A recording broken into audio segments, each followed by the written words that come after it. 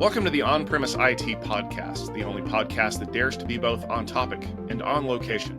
My name is Tom Hollingsworth, and I'm a part of Gestalt IT. Each episode, we bring you the perspectives and opinions of a group of IT luminaries, experts in their field. I'd like to take a moment to introduce our guests for this episode before we jump into the premise, starting with Alex. Oh, hi, Tom, and everyone listening. My name is Alex Neihaus. I'm an Azure and AWS cloud infrastructure architect. Hi, I'm Karen Lopez. I'm data chick on most of the social media platforms, and I'm going to be approaching this about securing data the best way possible.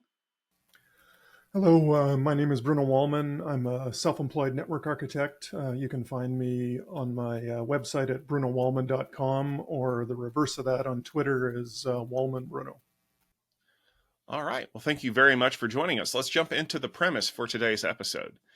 If you've worked in enterprise IT for any length of time, you are aware that there are departments that handle a thing, whether it's the storage array or the network or the servers. There's this silo, if you want to call it that. And in that silo, we do the thing, and we do that thing, and we don't do any other things. And you just leave that to us, and we'll take care of it. And that's been the mentality for a number of years. But there's one silo that seems to be contentious, and that is our friends over in the security department, because they have to see what's going on everywhere else to be able to keep us safe, sound, and secure. And that can raise the hackles of some other people out there. And this silo mentality is something that a lot of people have written books about that causes us to face additional challenges. So the premise for this episode is that silos are sabotaging your security strategy. So as we jump into this, I want to kind of throw this question out there.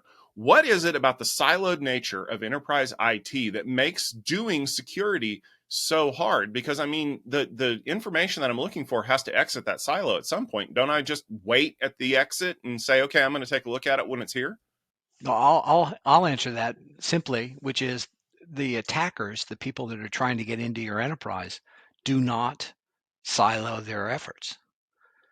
They come in, they attack your network, they look around, they wait, they hit your apps, they hit your infrastructure.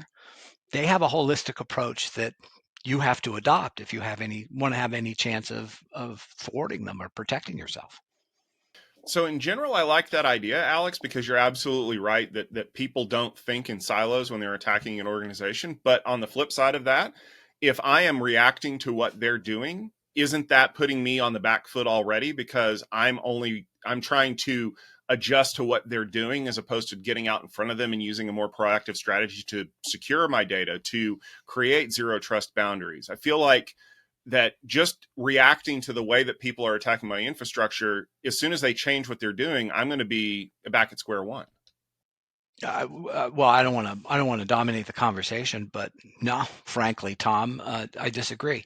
Let's look at a typical entry point for, malware, right? It's a phishing attack, right? So you're going to try and protect yourself against an email kind of capability. But what the attacker wants is they want to get into, I'm just going to use the Microsoft environment, they want to get into your directory. They want to get into your Active Directory and get out from that. And Karen's expertise is data. I'm sure she knows that it's incredibly dangerous for SQL databases that are accessed via Windows-style authentication to be exposed to an attacker who has been monitoring what's going on in your network for 6 months through a phishing attack. So I think your premise is exactly right, that silos and the typical IT approach to them, where we had to have specialization to scale, makes responding to today's security threats very hard. Like, I also come across this, like I am aware, especially of state sanctioned or state sponsored external attackers. But most of what I do, especially like in the Azure SQL DB and the SQL Server world, is I also look at protecting the data from internal, both malicious and just idiotic things that happen. And that's why but my security people are kind of accusing me of being a silo because I want to enable the features in SQL Server, such as always encrypted, uh, ledger tables, which are also called blockchain tables, and other database systems that make tampering very evident. So I'm glad that we're talking about this as far as external actions, but also internal insider actions where we need to be able to protect from that just as much, such as people snooping on customer or patient data. Those are just as important. I don't want to be accused of being a silo because I want to protect the data as close as possible to it. And I think with the silo conversation there, I think the other reason why silos make security different is there's a number of projects or products that solve the same problem, but they can be implemented by different teams in the silo. Let's use microsegmentation as one example. Do you want the network products, your network itself, to enforce microsegmentation? And for that, I'm thinking of a product like Cisco ACI in the data center.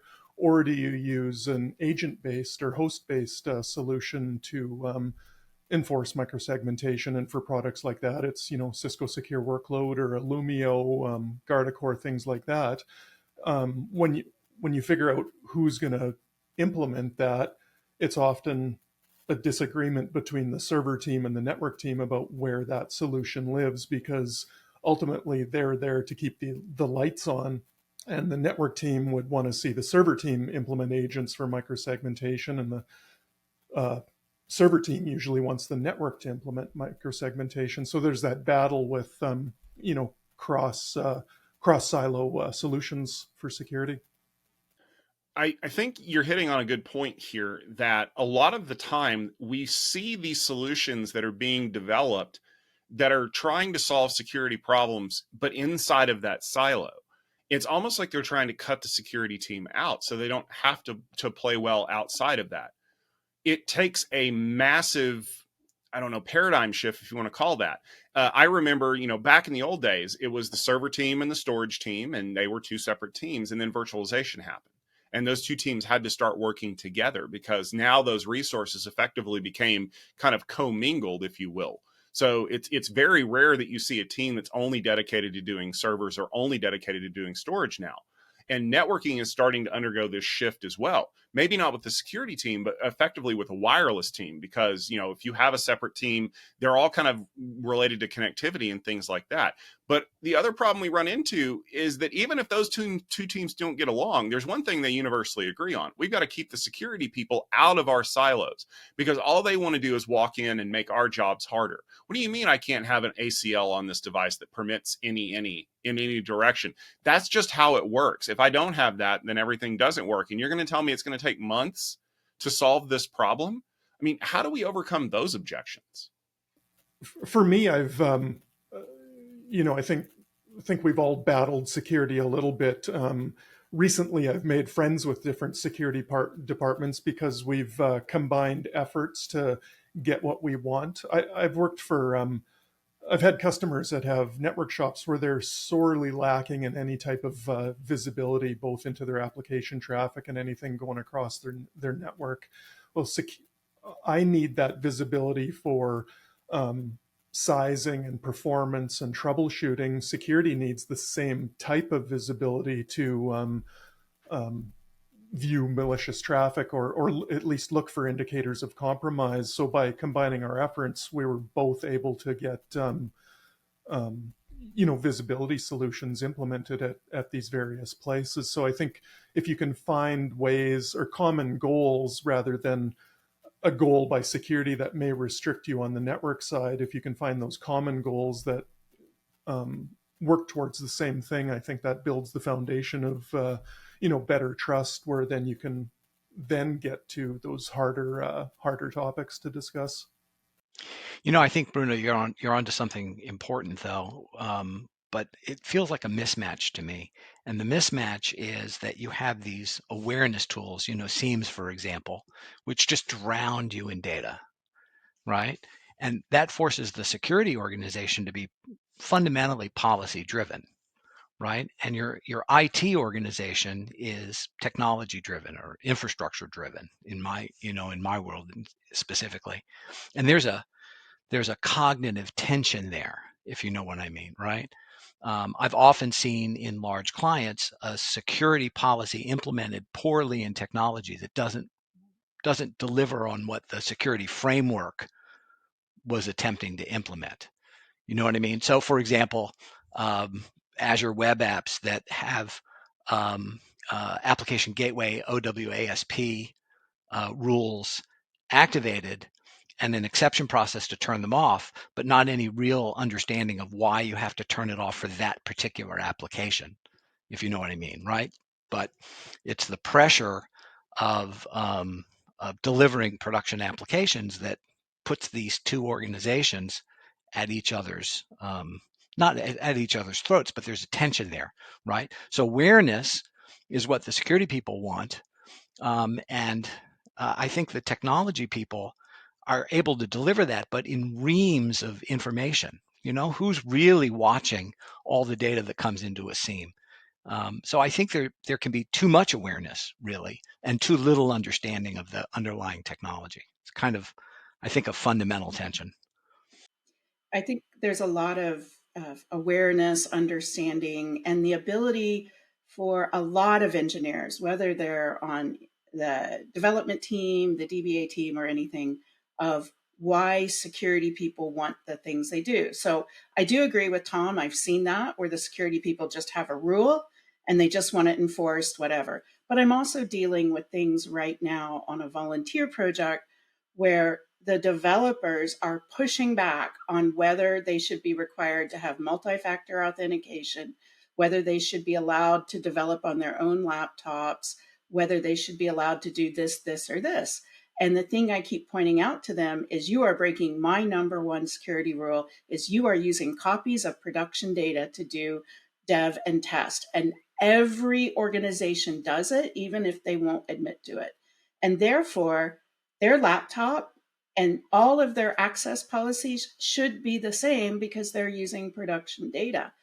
But no, I'm on the bad side there, being on the data security team, pointing out that if you want to play with production data, you have to have all the same protections and maybe more because you're taking your laptop on the bus and you're leaving it in the back of an Uber.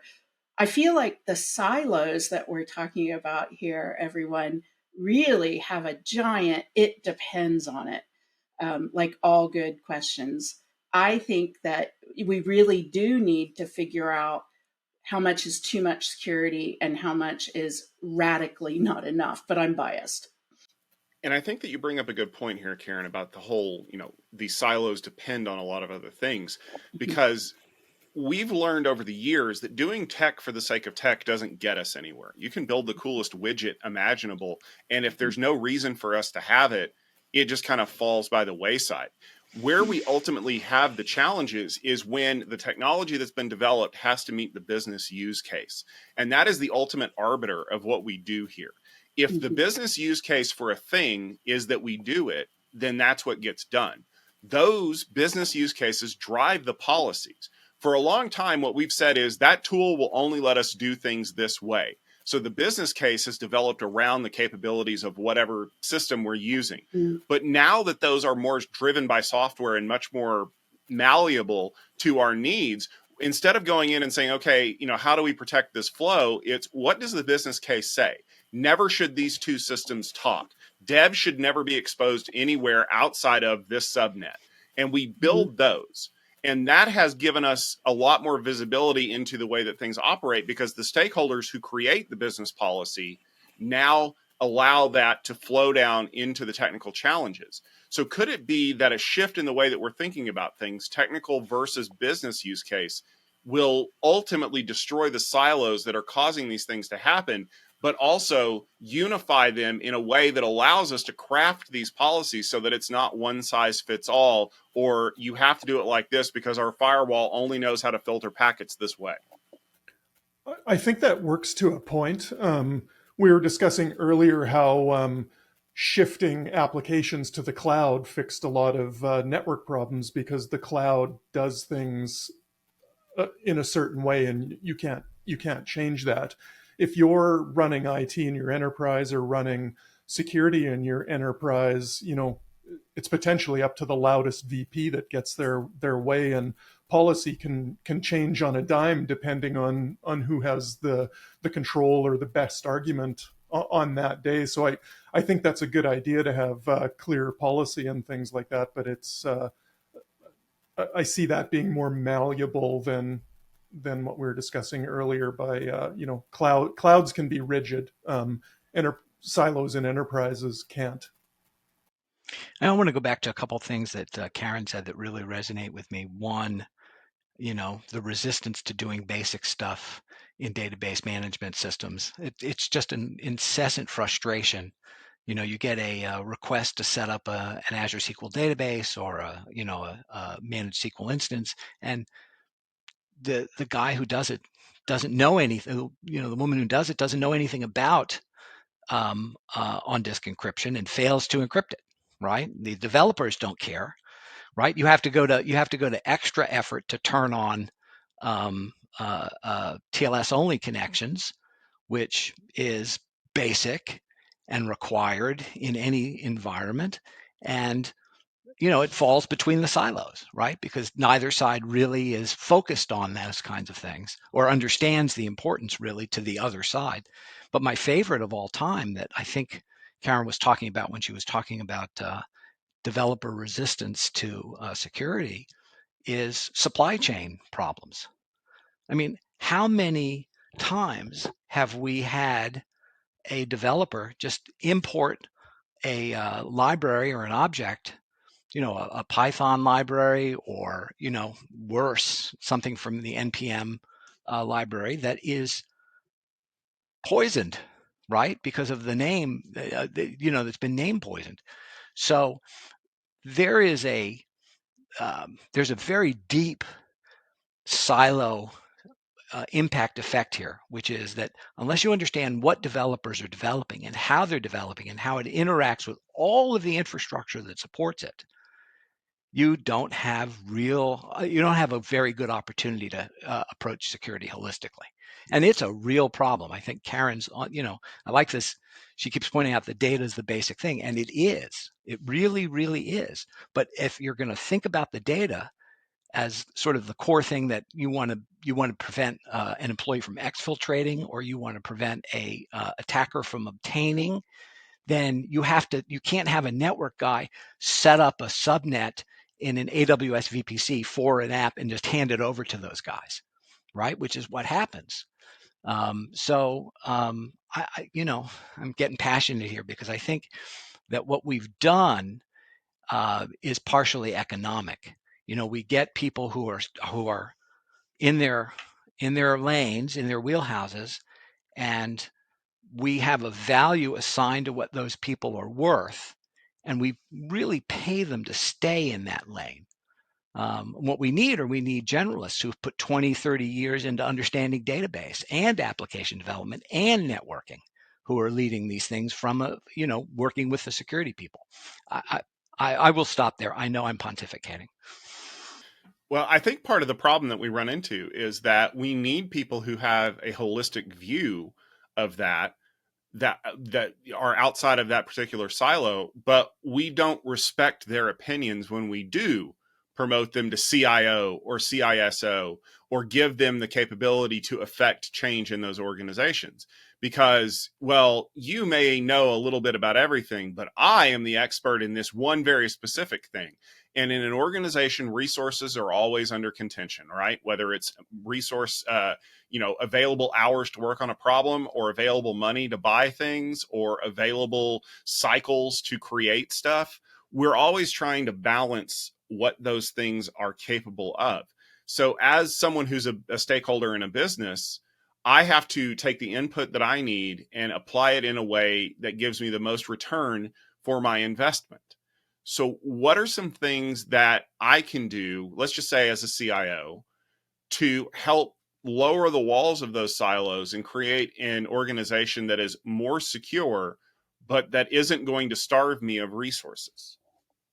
I think the first thing you should do is be attacked by a massive state actor criminal organization, and then you learn how to do that really fast. So I'm being facetious here, but I can tell you of the organizations that I've talked to about these very famous breaches or attacks, that's what it took to convince everyone that security is everyone's job. And yes, good security might slow you down as a developer or a DBA or a business analyst or even an end user. Oh, sorry. Yeah, what you make there is a good point, Karen. Hopefully they, can do something before they get attacked, instead of, plugging holes while the boat is sinking. Um, I was lucky enough to work for a customer that did just that, but it took these high profile breaches of other companies in our local regional area that finally had the board, and it was the board of the big board of the company, not just the CIO and the CISO or anything like that. It was the board that said, well, we better check on our own security. So they brought in auditors, forward thinking about that rather than waiting for their own attack. But yeah, unfortunately, it might take an attack for those companies that aren't forward thinking. So Karen, you're firing all the synapses I have left. Well, let me offer something practical. So change the way you write job descriptions when you're recruiting. Today, I don't know about you, but when a recruiter calls me or I'm talking to a client about a potential contract, they want very specific silo things. I have not seen a job description in a long time, or a client where the opening salvo at least is, we're looking for someone who can bridge these areas and help us get more secure, right? So I mean, it's economic, right?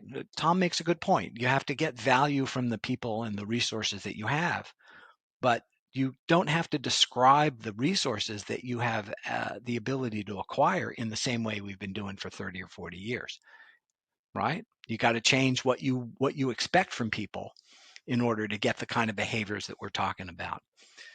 So I think there's that, and then I did a job for a now defunct supplier of Medicare Advantage enrollment billing and claims a few years ago that was hacked, and they didn't get the message. They didn't get the message.